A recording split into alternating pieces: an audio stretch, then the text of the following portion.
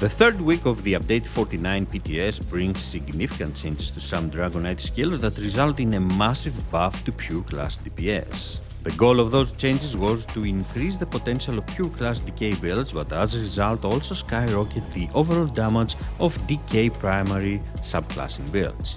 Let's go ahead and take a look at the most important changes to the Dragonknight class this patch. Lava Whip and its Flame Lash morph now generate 5 stacks of their empowered forms for 20 seconds, and their damage is increased by 40% to account for less casts. Flame Lash also grants 12% damage to monsters for 30 seconds after activating if you are a Dragonknight. This percentage will go up to 15% for 45 seconds if all stacks are consumed in a future patch. Molten Whip now grants 5% damage done against monsters per stack, which activates only if you are a Dragonknight. Seething Fury no longer generates stacks if you have Engulfing Dragonfire slotted on either bar. Searing Strike and Morphs had their damage increased by 50% per tick. Searing Claw had the bonus damage per tick reduced to 10% from 24% to account for the base increase. Dragonfire Breath and Disintegrating Dragonfire had their damage per tick increased by 50%.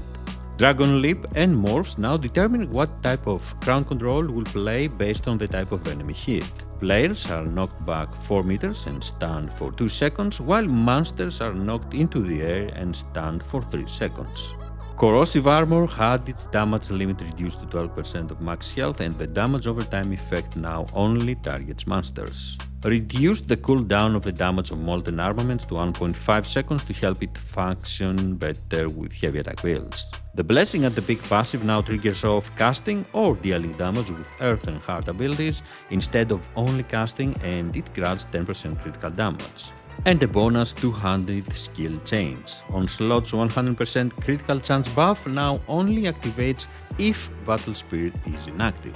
The changes to Molten Whip make pure class DK builds powerful when compared to their live version. I was able to reach around 125k DPS in the PTS with a Magicka DK pure class DPS setup, which is a very welcome increase in power for pure class builds overall. This increase in damage also affects subclassing builds with Dragonknight as their main class. I was able to reach around 132k DPS with a quick Dragonknight Nightblade combination. Week 3 of the PTS brings a spike in power for Dragoknights, however this might be temporary. The developers have mentioned that this inflation of decay power will last until other classes have been reworked and will eventually be adjusted. Until that happens though, you can enjoy a powerful Dragonknight pure or subclassing build in ESO. What do you think of the recent changes to Dragonknight? Would you like to see them staying after the class rework is complete, or prefer to have its power reduced eventually like the developers are planning to do? Thank you for joining me. Don't forget to leave a like, comment and subscribe for more builds and guides. Have a great day.